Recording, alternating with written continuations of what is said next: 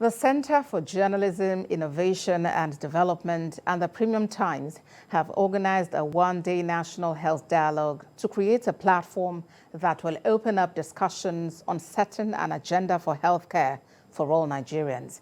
The one-day event seeks to broaden the scope of solutions by opening the door for more private sector investment. Health correspondent Kemi Balogun has details. Nigeria's health indices have continued to rate poorly due to large-scale underfunding.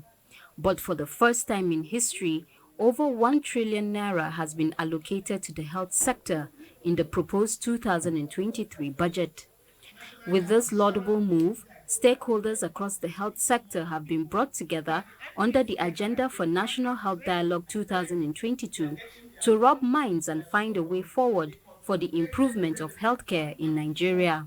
So Nigeria right now, we have a situation where 3% of healthcare financing comes from health insurance, another 11% from donors, 16% from government, and about 70% comes from people's pockets. So about 6% of the average household's income goes to health. For the poor, it's a lot more than that. Speakers at this one-day dialogue event are taking up issues on primary healthcare financing, health priorities focus for the 2023 election, and the Health Insurance Act. Primary healthcare is supposed to be able to provide for at least 70% of the Nigerian people, while the secondary healthcare, that's the general hospital, will provide for about 22%, and then the tertiary institutions only about 3%. We need about 2.7 trillion naira to be able to do this.